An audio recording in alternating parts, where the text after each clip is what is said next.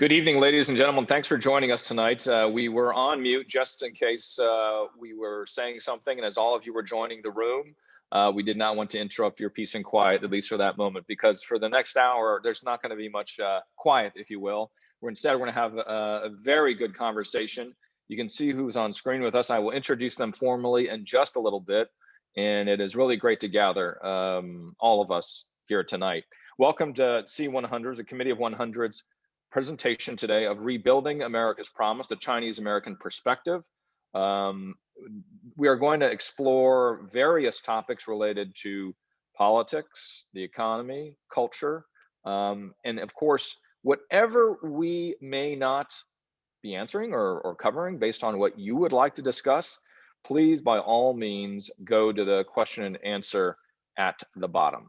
And just go ahead and put that in. I'll be looking at those along with the team, the staff of C100, and we're going to try to get to as many questions as we can. I may bring them in a little bit earlier if we can, to pepper the conversation with what is always very well thought out questions. Well, ladies and gentlemen, thank you for being here. And on this evening, you can see that we have two esteemed individuals of our community, our American community, our Chinese American community.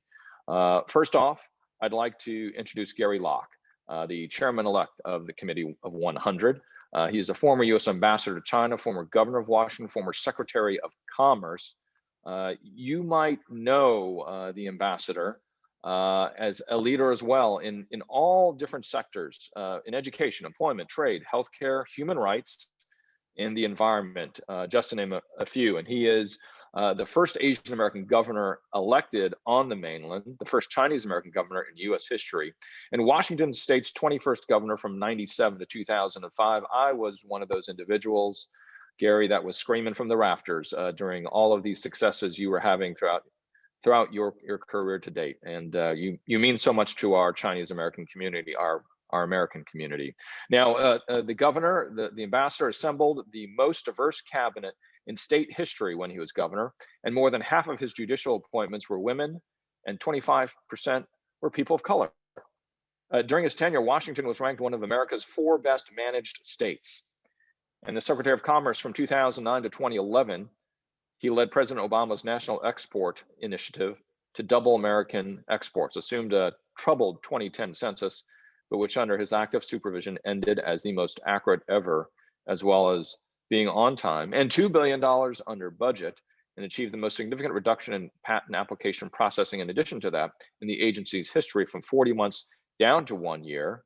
And by the way, because of that great accuracy and great outreach for the census, that was the year that what's been quoted many a time, that our community saw the largest increase. And it's because, as we know, in language is so important, and getting the word out to our respective communities, all 50 plus of our Asian American Pacific Islander communities. Now, as ambassador to China from 2011 to 2014, he opened markets for made in USA goods and services, reduced wait times for visa interviews of Chinese applicants from 100 to 3 days, and through the embassy's air quality monitoring program, helped expose the severity of China's air pollution, causing the Chinese people to demand action by their government. Now, Gary is the interim president of Bellevue College, the 3rd largest higher education institution in Washington State, and chairman of Locke Global Strategies. Also, Gary, welcome. And also, thank you for being here, Gary, as chairman-elect. I believe this is your first event with the committee. So welcome to you, Gary. Thank you. Thank you very much, Richard. You got it. You got it.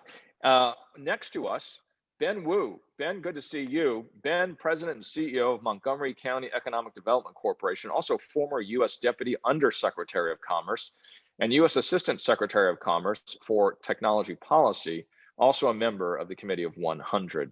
Now, Ben served, as I just mentioned, the U.S. Deputy Undersecretary of Commerce and Assistant Secretary of Commerce for Technology Policy in President George W. Bush's administration.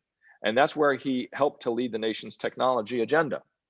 He began his professional career working 13 years in the U.S. Congress with his hometown member, Congresswoman Connie Morella of Maryland. And Ben also served in the only 2 Republican gubernatorial administrations in Maryland in the past 60 years, most recently for Governor Larry Hogan as Deputy Secretary of Commerce, where he helped Maryland lead the Mid-Atlantic in job growth with the lowest unemployment rate in over a decade. Ben proudly presently the president and CEO of Montgomery County Economic Development Corporation, having come back home to lead a county with a greater GDP than 13 states. Ben, good to see you. Good to see you too, Richard, and thank you for the introduction. Hey, can I Yeah. first offer my congratulations to Gary on his election as the new Committee of 100 chair-elect? So Gary, I want to thank you for taking on this role at such an important time in the organization's dual mission of supporting Chinese Americans and the U.S.-China dialogue. Perhaps not since the very founding of Committee 100 back in 1989 by I.M. Pei, Yo-Yo Ma, Oscar Tang, Henry Tang, and Shirley Young, who just recently passed and was such an inspiration for us all. Really has the Committee 100 dual mission been so important for our community and our country. And so your passion, your commitment, and your stature in leading this organization is greatly appreciated. And since Sunday is Super Bowl Sunday, let me make a kindly analogy. Gary, you're like our Committee of 100 Tom Brady, because like Tom Brady, you've already accomplished so much, but there's still more that you can do. So you keep taking the field to help lead our team. So thank you.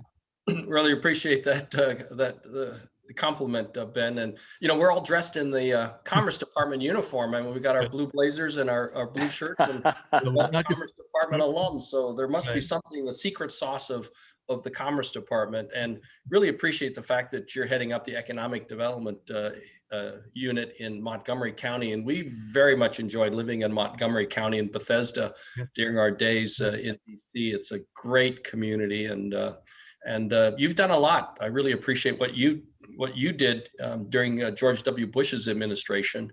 And so thank you very much, and good luck in your new position.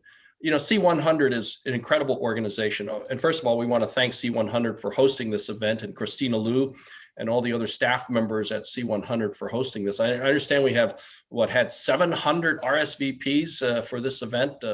We should have charged admission, but anyway, C100 is very important. And as you said, Ben, perhaps more important than ever before, primarily as we address the issues confronting Chinese Americans and all Asian Americans right now in this deeply divided country. And we need to sing and tell the story of the contributions of Chinese Americans to the growth, the prosperity, the blood, sweat, and tears of America, and recognizing the challenges that are now facing Chinese Americans and people of color. And at the same time, perhaps speak out on the issues with respect to the US-China relationship. But first and foremost, we need to make sure that Chinese Americans are valued, respected, and given full recognition for their contributions. Well, Gary, if your Thank you, kids Gary. want to Thank you, do Ben. a homecoming at Bannockburn Elementary School in Bethesda, let me know. All right. And thanks, Richard. Hey, Richard, you should tell people a little bit about what you're doing, some movies and nominations, consideration for Oscar Award, and some books that you're putting out. That's great. Yeah, thank you, Gary. And Ben, by the way, for those participants that are here, we did have a little bit of a scrum earlier, since we did mention football, about how we'd be addressing each other. And kindly, Gary and Ben said, just call me Gary, just call me Ben. And this is not without consideration of their honorifics deserved.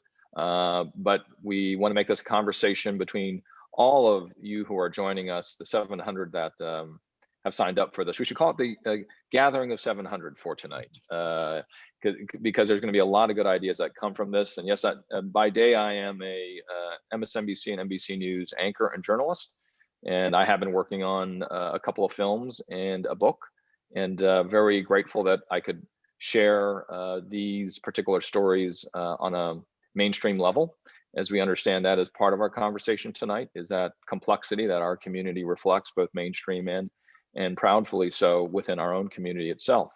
And so what I'd love to do is start with something that, from your two perspectives, and then I'm going to get into the current administration. But it's always great to get an understanding of your idea and your perception of the state of the state. And what is the state of, as you so well put, Ben, our Asian American community, as well as our China-US relationship right now. And Gary, and that's just a great way to start before we get into, because that's the context, right? That's the lens that we will then address as we get through the different questions, to get both of your opinions about what is the state of the Chinese American, Asian American community? What is the state of China-US relations? Gary, you first. Oh, I thought you had singled out Ben to take that away first. I'll single Ben out. I think the state of Chinese Americans in the United States is at a critical crossroads. Obviously, with the pandemic and some of the rhetoric coming from the previous administration, there's a lot of attention and blame toward China, but it's spilling over into Chinese Americans and all Asian Americans here in America. The Wuhan virus, the Kung flu virus, the China virus, and we're seeing acts of violence and vandalism toward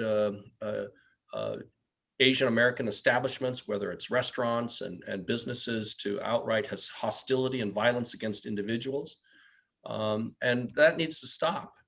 And it really shows that perhaps Chinese Americans, Asian Americans have never been fully accepted into American society, that we're still somehow viewed as foreigners. Maybe it's because, of our appearance. I mean, we're never going to assimilate with the Caucasians, whether you came from Poland, Germany, France, Italy, your hair is it doesn't distinguish you. But for people of color, African American, Indian Americans, Southeast Asians, Asian Americans, I mean, black hair, brown eyes, and different facial features, we're always going to be distinguishable. And so oftentimes we're just always treated as foreigners. And then with all the so-called China initiative launched by the Trump administration, in which scientists and researchers are under great suspicion and being prosecuted for even paperwork missteps, just this view that just about anything and everything associated with Chinese Americans, China, are suspect, that we're not loyal to America. We're somehow more loyal to our ancestral homeland, and that we're spies for the Communist Party. So that's very, very troubling, because it ignores the incredible contributions, loyalty, patriotism of Chinese Americans for more than a century and a half. I mean, starting with the railroad.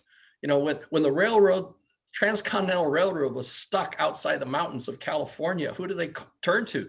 The Chinese laborers from Guangdong province, southern China, the rural parts of China, to basically bail out the construction effort at great human cost. A lot of lives were lost. And then people staying over, working in the gold mines and the coal mines and the canneries, which really helped build the prosperity of essentially the West Coast, and creating the Chinatowns of San Francisco, Los Angeles, New York City, and many other places. And yet we endured things like the Chinese Exclusion Act.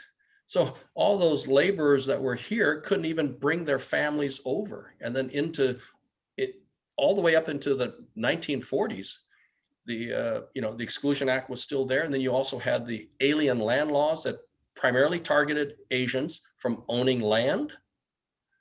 So we have come a long ways, and but we cannot relax and let down our guard. And all of us, no matter how successful some of our elements have been, have to remember that we need to be constantly asserting ourselves in terms of our civil rights and civil liberties. And that we need to be politically involved, having given our blood, sweat, and tears for this country. My dad was part of the Normandy invasion, and so many Chinese Americans fought during World War II on behalf of the United States, that we have a duty and a responsibility to be involved in the policies that affect our community and our country, and to make sure that America is truly that beacon of hope for freedom, opportunity, and equality all around the world. And so I think this is a tough time for Chinese Americans, for Asian Americans, and certainly people of color. And it's reflected in this most recent election. We are deeply divided, deeply, deeply divided. When someone wins by barely 50%, that's that's like saying going into a room and you're giving a speech, half the room likes you and half the room doesn't like you. How do you lead? How do we bring people together? And I think that is the number one challenge for President Biden, is to try to bring some healing, bring some calm to this country, looking forward, uniting us in common cause on the goals and aspirations of all the American people. Gary, give me a number. Where are we at right now in terms of the Chinese American community and China-U.S. relations? Out of 10, would you say 7, 6? Well, in terms of the concerns for the Chinese American community, I think we're pretty much at maybe a 4 or a 5. Where were we 10 years ago? Challenges that we face. Yes, we can be very proud of many accomplishments, but there are a lot of headwinds and storms brewing. Where were we 4 or 5? Where were we 10 years ago, would you say? What number? Oh, I think 10 years ago we were probably on a maybe a 7 or 8. Oh, so it's trending down. Yes, Sure. I think absolutely. I think we've gone backwards. Okay. And with great concern, look at all the scrutiny of Chinese American scientists and even many of our high-tech entrepreneurs that have some ties with China. Their companies, because it's a Chinese American founder, CEO. Oh, you must be suspect. We can't do business with you. That stereotyping, that spillover, that tarring with being tarred with being associated with China or Chinese American, I think is having a negative effect. Now, we are not a monolithic community either. And so we're seeing all this tension about admissions to colleges and universities and the whole debate about affirmative action and are we the model minority, and therefore, we should all, everyone should be treated equally without any consideration. And if our ethnic group, Asian Americans or Chinese Americans, could succeed, then so should everyone else, and no one should get any type of special extra examination or consideration or promotion, which then ignores the fact that not many years ago we were being discriminated against and openly not included in American society. And thanks to the vigilance and the activism of many other groups, whether it's the NAACP and many other civil rights groups, have Asian Americans benefited. We cannot forget that, and we need to continue to remind the people that these things we need to be vigilant about it, and we need to help other groups as well. Ben, reflect on what Gary was saying about the state of the Chinese American community, the state of China-U.S. relations, and where you would say we're at right now too, Ben, and where you think we were 10 years ago. Well, Richard, let me bifurcate my response into 2 components. One, domestic, and as Gary mentioned, the political demonization of China has clearly had an impact on Chinese Americans' perception as well as in their everyday lives. But domestically, demographically, Pew has shown that the Asian American community continues to be a leader in the minority groups in the United States, and not just in terms of economics, but education, and we're moving forward to be able to get a seat at the table, especially for policymakers and our elected officials.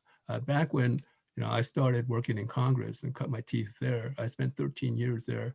Initially, we didn't have that many Asian American faces that were part of the infrastructure. Now we see people in the congressional leadership, people working in the top levels of not just the legislative branch, but also the executive branch. And so, that augurs well for the community, because it also reinforces the importance of having a seat at the table for boards, for entertainment, for all of these other areas that we're still deficient as a community. And so, we need to exercise our power, economic power, political power, in order to continue to move forward.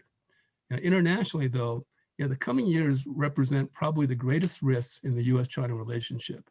Partly because the Chinese leadership believes that the United States is a country in decline and that the recent remnants of the Capitol riot on January 6th have left the nation in disarray.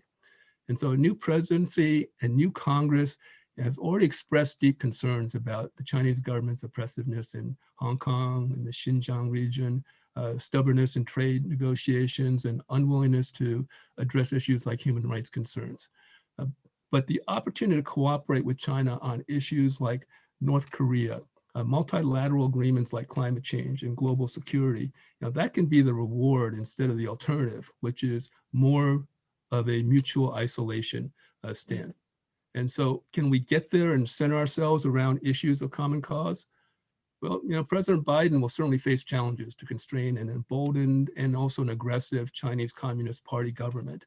But I do think that the Biden administration has recruited a very well-experienced and also a tough team of Asia experts whose record shows that they can be up to the challenge. So we're going to have issues, as Gary mentioned, in the international sphere, in the domestic sphere, but we need to rise to meet that challenge. But right now, I would agree with Gary that we are probably in the period in which we're not as strong as we were domestically and internationally for the state of Asian Americans and Chinese Americans. Ben, then with that thought, and you have a meeting tomorrow with President Biden, and you both understand that typically new administrations By the way, have. you're speaking hypothetically, just so everyone understands. hypothetically. What would be the home run? Typically, administrations have the big thing they can get done in that first 2 years. What would you say should be this administration's one big thing? And then if you have a couple extras after that, that's fine. But what's the big thing? Well, I'd say that President Biden's top 3 priorities, I'd say that they should be, number one, successfully getting the vaccine distribution under control to bring confidence to the nation about a path forward so that we can have a resumption of some sense of normalcy. Number 2 would be to support economic growth and recovery from the pandemic. And this would also include critical state and local assistance. And number 3, well, I'd say the third top priority is don't forget priorities number 1 and 2, because those are the most important. And I think also, we had talked about representation, and one of the issues that I know that it's been critical of the Biden administration within the Asian American community was that, and obviously there was some great disappointment, especially given the campaign and the transition promise that President Biden's cabinet would look like America. But for the first time in over 2 decades, the United States does not have a single Asian American cabinet secretary in a presidential administration. And the Congressional Asian Pacific American Caucus members called that unacceptable. And so those congressional members also went on to further note that to not include an Asian American as a cabinet secretary would send the wrong message that Asian Americans do not need to be included. And to be fair to the Biden administration, there are Asian American cabinet level ranked nominees like Catherine Tai over at USTR and also Neera Tanden at OMB, but none have the power to lead a multi-billion-dollar agency like you did, Gary, at the Department of Commerce. And so this is also an issue that I think President Biden will absolutely need to address with the Asian American community. And Gary? If I could just add, since we're on the topic of Asian American cabinet secretaries, let me recognize that the very first one, our Committee of 100 advisor, Norm Mineta, who served at Commerce under President Clinton and then at Transportation under President Bush. And also let me recognize Elaine Chao, who just stepped down as the Transportation Secretary after having also served as the Labor Secretary under President Bush. And that made Elaine the longest serving Asian American cabinet secretary in our nation's history with 12 years of total service. So I think that's quite an accomplishment. Great notes, Ben, great notes. Gary? The 3 things that the president and the administration need to focus on, I would agree with Ben. It's effective distribution as quickly as possible of the vaccine to the entire country, and certainly to an extent where we can have herd immunity knowing that you're not going to get 100% of the people vaccinated. We got to get our kids back to school. We've got to get our businesses open again. And until there's a sufficient numbers of people vaccinated, we're going to be still lingering and limping along. And the second part is providing relief to those businesses between now and then. And they're still going to need some help even after everyone is immunized, because the downturn in terms of business activity is going to linger for some time. It's going to take a while to fully recover. And you're going to have a lot of households and families and dreams and aspirations dashed unless there is that relief. And the local governments and state governments are suffering too. So let's hope that we can get a bipartisan agreement, but it's got to be a very strong and robust relief package through. So that's number two. Number three, I would agree with Ben. You got to really make sure that number one and number two are really well done, and don't turn your attention away from that. You just can't say we're going to do it and then forget about it. You got to really put all your muscle into those two. But I would also say that we need to start addressing the healing of this country, and we need to start looking at policies that appeal and that address the everyday concerns of people, the concerns of everyday people. You know, what are their worries, their angst, their frustrations, and then also what are their aspirations? And these cut across Democrat and Republican lines. I mean, so many of these issues have nothing to do with Democrat versus Republican politics. And that's why I think in some ways President Trump was successful in his first campaign, because he talked about the angst that Americans were facing. I thought Hillary also had many policy papers that addressed it, but she didn't really talk about it as much as candidate Trump did.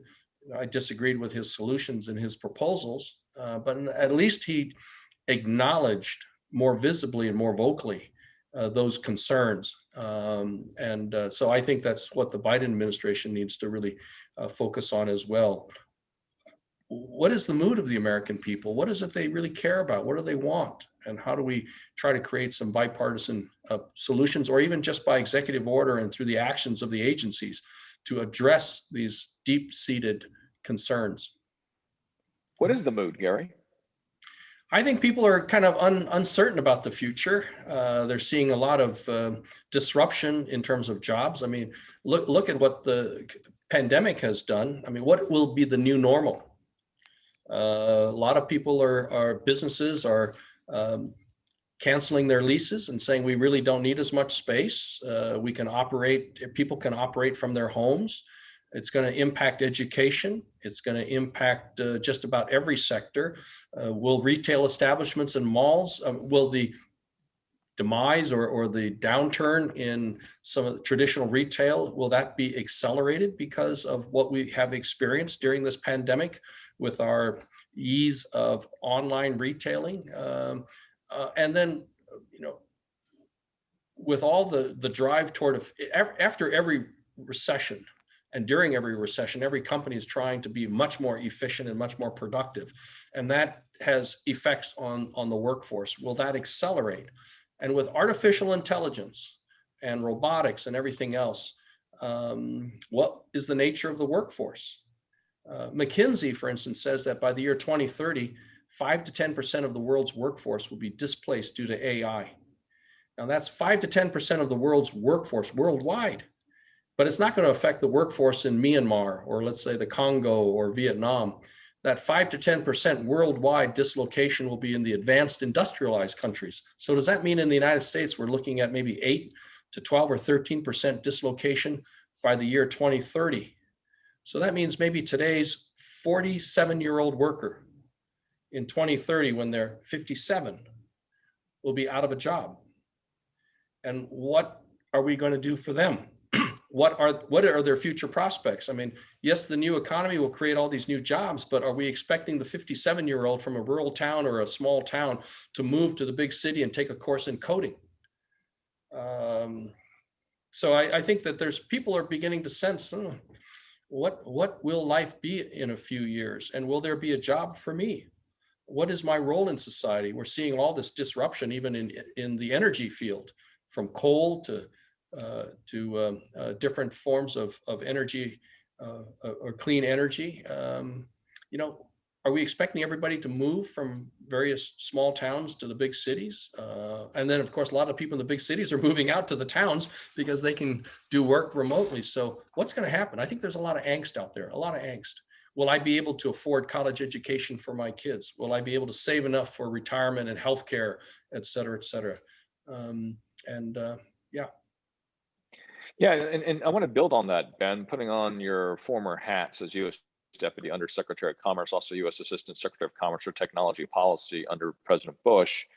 If you were to reflect on what Gary's mentioning, AI and that potential disruption, automation, that potential disruption, but really with COVID, that kind of has thrown those other two to the side in potentially the sheer magnitude of what it means to the way the second most common relationship in the world is between an employer and an employee. And when we look at that, Ben, what do you think on the technology side that you'll be watching out for that will either solve or create new opportunity in the coming years? Well, it's clear that the pandemic has impacted and created a continual definition of the new normal. And we are continuing to see disruptions.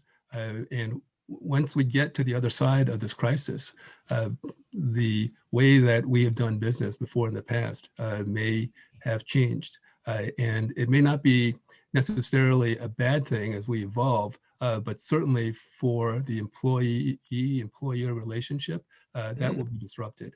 And there will be, as Gary mentioned, a number of technological advances that will cause potential displacement, but then there will also be new industry sectors that will grow. We saw this also during the tech rise and also the advent of the information technology and internet age as well.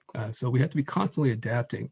And the concern for the United States is that if we're not nimble enough, we will fall behind other countries as they adapt and seek to make their changes. And already, we've seen China, for example, try to overtake the United States on a number of fronts. And they have used their ability to centralize through government and through their operations to be able to give themselves a competitive advantage. Those are one of the issues that we will continue to work with in negotiations with China.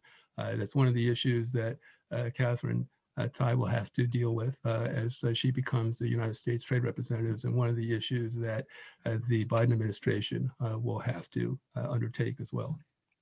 Well, Ben and Gary, we've got lots of questions coming in. And so I'm going to sprinkle them in the best that I can. And if the two of you could help me out and answer as expeditiously as you can, that would be great, so we can get to as many questions as possible. Gary, over to you. And this has been brought up a couple different ways. William Tung asks this: U.S.-China relations have deteriorated for various reasons. How will the Biden administration try to bridge the gap? And putting on your former ambassador hat, Gary, what have you been hearing from that community? I know one of my good colleagues, Jim Sciutto, was a huge fan of yours and worked with you for years. What are you hearing now from your network in China around the China-U.S. relations question? Well, I think it needs to be improved. It's the most consequential bilateral relationship in the world today. The U.S.-China relationship impacts not just our two countries, but really the entire world.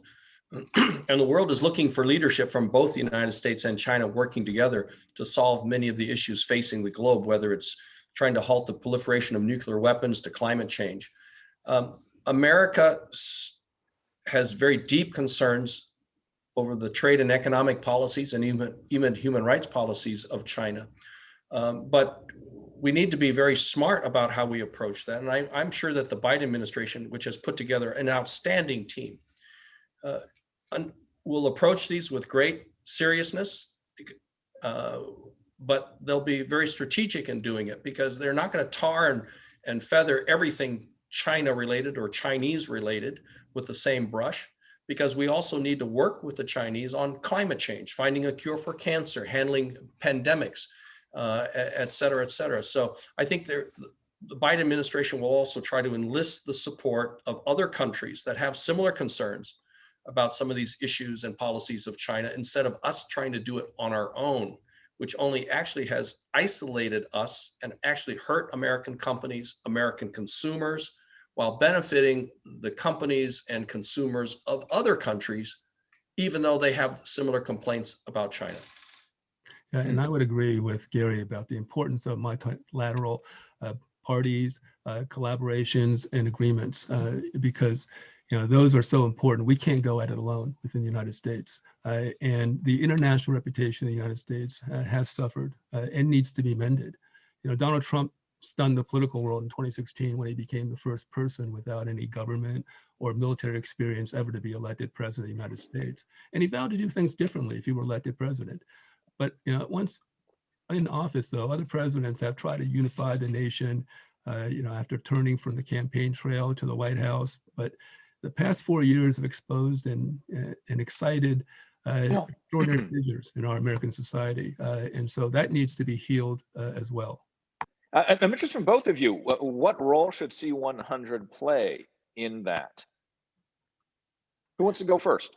Well, I know that Gary and Committee 100, under Gary as chair, and also Zi Huang, who's the C-100's president, will be working to showcase important contributions and voices of Chinese Americans through efforts such as our Project Elevate and our efforts to try to end racial targeting of Chinese Americans. So there are programs in place that Committee 100 can help to be able to change the narrative and to better the dialogue. Yeah, Gary, to you, this is a question, by the way, from Natalie Eckberg. Yeah, I really agree with Ben. We need to address the issues that Chinese Americans are facing in the United States, reminding the entire public and the country about the contributions of Chinese Americans. But also we need to be vigilant about the issues and the hostile climate that many Chinese Americans are now facing. And we need to work with the administration and amplify the administration's pronouncements about ending xenophobia and discrimination and profiling of Asian Americans and Chinese Americans. Ben worked under President Bush, and right after the September 11th attack against our country, according to Norma Netta, who, as Ben indicated, worked also for President Bush. In that first cabinet meeting, President Bush says, we need to make sure that what happened to the Japanese Americans during World War II does not happen to our Muslim Americans. That's the type of moral leadership that we need from a president.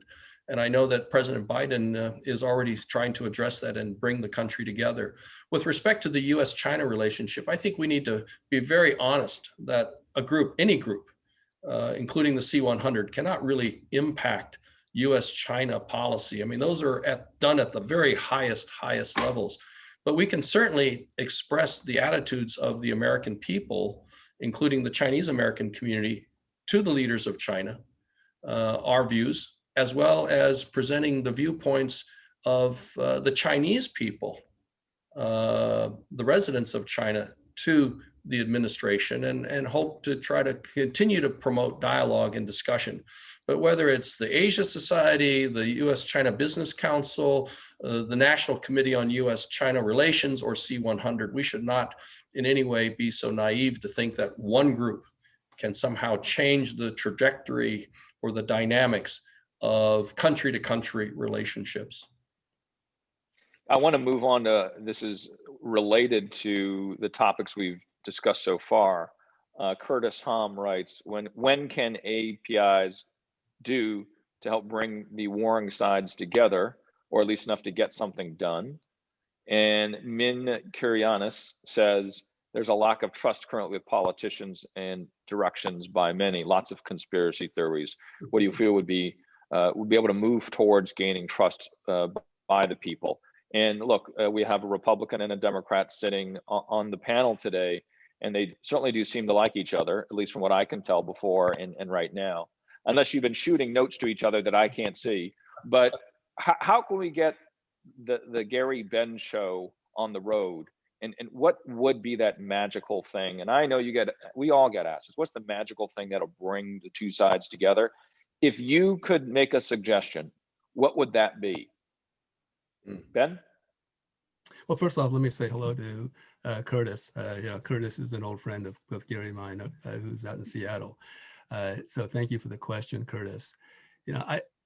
I'm not sure what that secret sauce that you mentioned, Richard, could be. I do know that having a seat at the table to have leaders espouse those positions mean a great deal. And that's one of the reasons why I think there was such disappointment that the early days of the Biden administration doesn't have a Asian American cabinet official. I talked about earlier on about how there were so few Asian American staff members working in Congress at the time. Curtis and I were really the only two Republican staffers that were there back at the late 80s. And so, I think getting a seat at the table and getting leaders who can provide the direction. And that's why I think it's just so important that and wonderful that Gary is taking over as the chair-elect of Committee 100, because he has that prominence, that stature, and that ability to convey that message much greater and have it amplified than we could do it individually. Let me just say that I think that we need to encourage the members of Congress to develop those personal relationships. Because I really think that when members of Congress really get to know each other and work together, for those that are, somewhat politically aligned, and sometimes even people on polar opposites,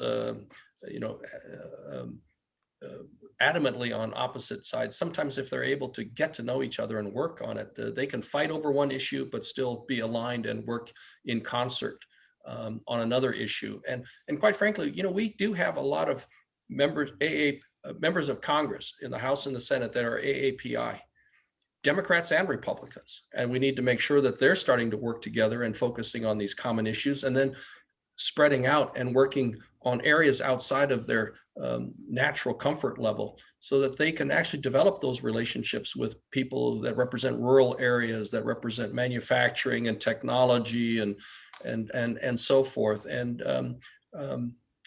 developing a sense of respect among their colleagues, so that when they do speak out on issues of concern to the AAPI community, it will gain more traction. So much of the issues facing our country have nothing to do with Democrat versus Republican politics. And I sometimes think those labels get in the way. And so we need to focus on issues and try to develop those relationships. About trust toward politicians, can we really expect a lot of things to get done in DC? DC deals with the really grand scheme of things. The real details, the nuts and bolts, are really done at the local level.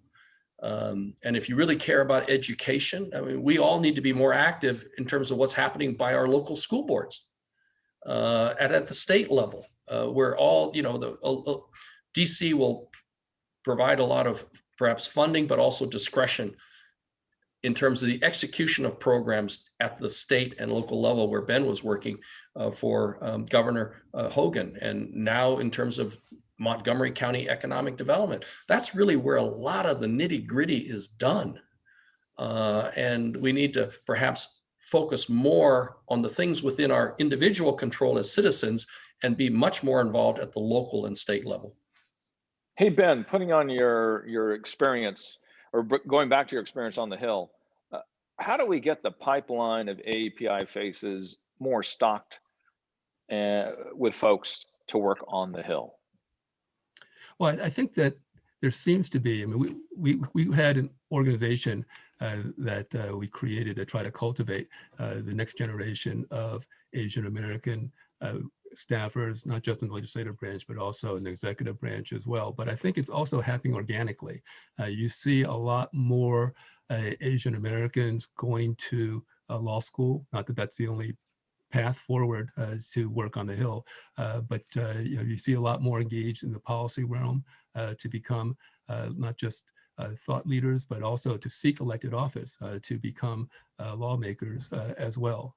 So I think that as we moved forward, my generation, I was born in Taiwan and came over to the United States. My generation was just at the cusp of the evolution. I think now with the second generation and other successive generations, you're seeing a natural transition of people who are looking to become the next Gary Locke, to be the next governor of their state, to be the next elected official or ambassador that can help make a difference. And I think that what I've seen, at least out of the newer generation, is a real desire to have an impact, to make a difference, and to be able to support their community. So I think that augurs very well. This is great stuff. By the way, we've got about 12 minutes left. If you've got more questions, go into Q&A.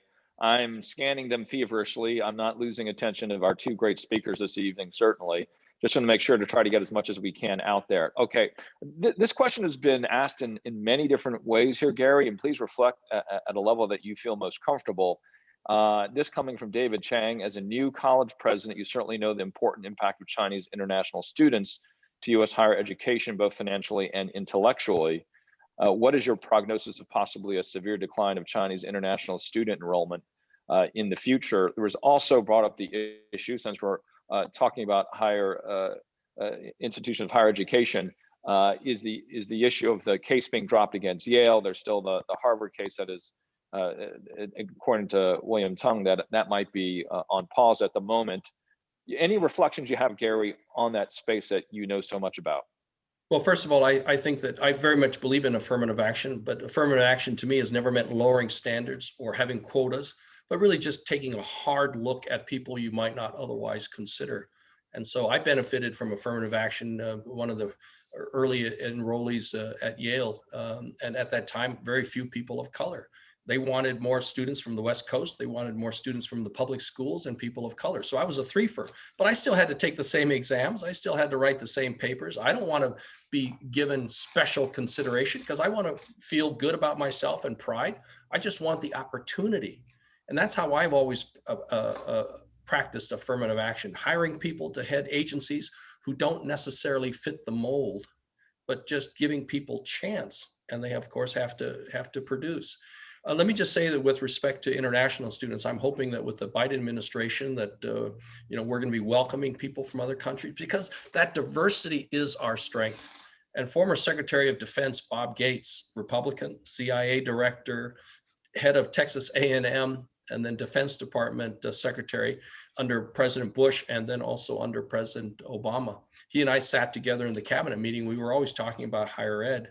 He said, we should just post a green card on every foreign grad student, because they're the ones that create these things and create new companies and the innovations that benefit all of us.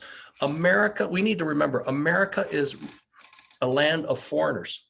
Except for the Native Americans, we are all foreigners. And it's that wave after wave of immigrants and new people with ideas, culture, language, customs, thought processes that has made America the incredible innovative engine of discovery and excitement, and all people coming here in pursuit of freedom, hope, and opportunity. We're not a perfect country, but why is it that the African Americans became part of the famed Tuskegee Airmen, even though they come from segregated communities in the United States, or Native Americans coming from deplorable reservations fighting for the United States during World War II, Japanese Americans, even though their parents and siblings were in barbed wire concentration camps in the United States. Why were they all doing this? Because they believed the essential goodness and destiny of America, even though we're kind of imperfect.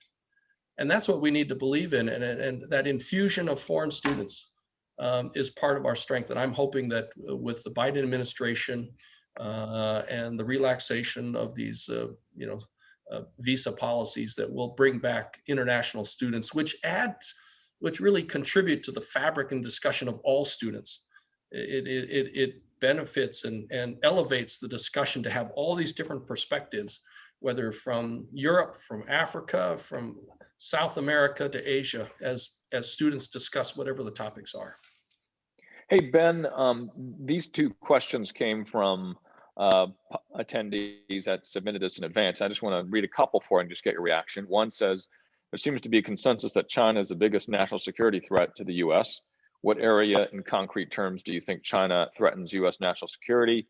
Is it Hong Kong, Xinjiang, the South China Sea, Taiwan, or something else?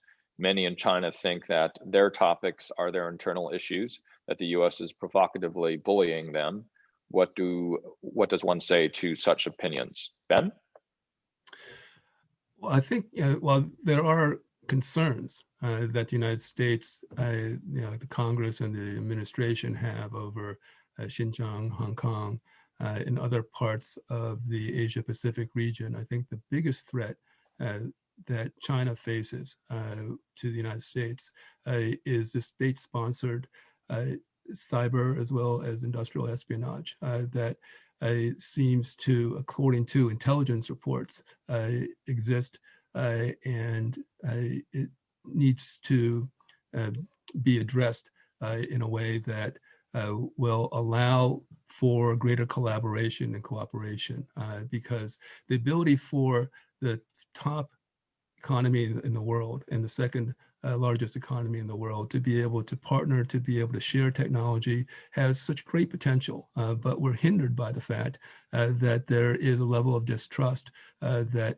exists within each of our governments. And our intelligence seems to suggest that a number of those activities are state-sponsored. And so, that if that can be overcome, then we have the potential to really help solve some of the world's greatest problems. And that would be the goal that I think we can all aspire to. But that requires a reset in a lot of ways in the relationship. Ines Phillips asks this: I'm a strong believer in people-to-people diplomacy. Does C100 promote programs towards that end? Who would like to take that? Well, very much so. We have many programs in which we're trying to promote students and promoting scholarships of students from America to visit China, because Tony Blair actually said it best.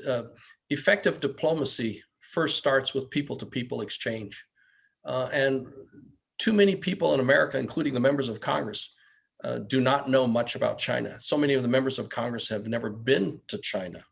And certainly the more that we have Chinese visitors coming to the United States, whether as tourists or on business or as students, the more they'll have a glimpse of the American dynamism, with our faults, but they'll see the benefits of our diversity, our openness, our transparency, our freedoms, and perhaps that will enable them or give them a little bit of a thirst for reforms within their own country. And that's really true for all international students, but it all begins with people-to-people exchange. Ben? Yeah, I think people-to-people exchange is very important. We also, I'm the vice chair of the U.S. Asia Institute, and the U.S. Asia Institute also values people-to-people exchange.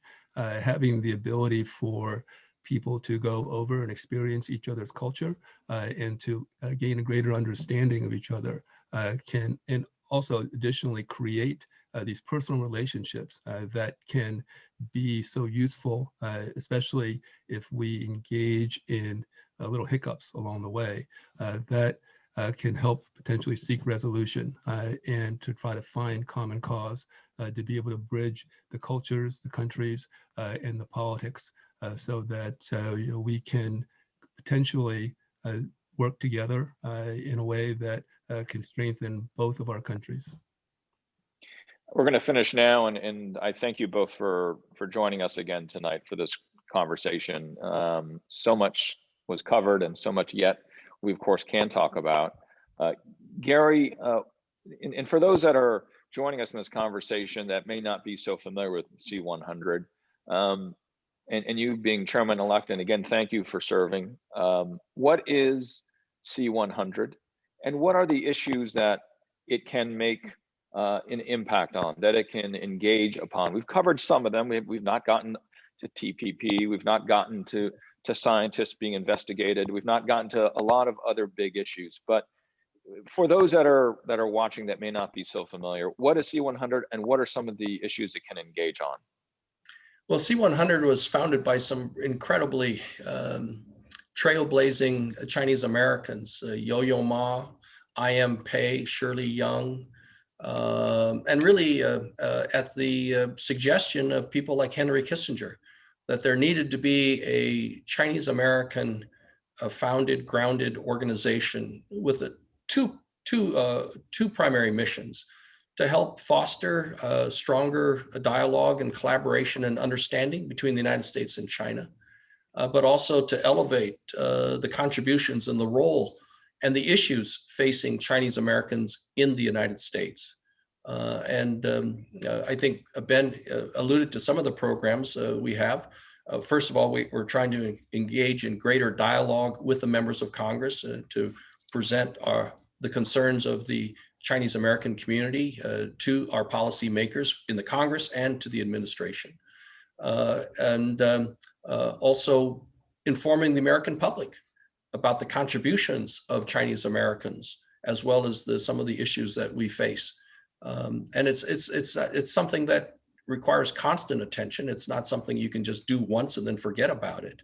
As we see how things are very cyclical in America, and we cannot take our gains for granted.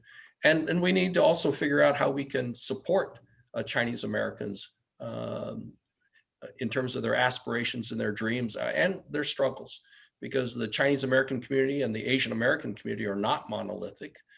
Many elements have achieved great success, but it's not even. And especially as we look at the concerns and the plights and the struggles of many of our elderly, whether it's healthcare, nutrition, or housing, or even mental health. So we need an organization that looks to the plight and the livelihood of Chinese Americans, but we have to do it in concert with many other organizations, from Asian American organizations to civil rights organizations.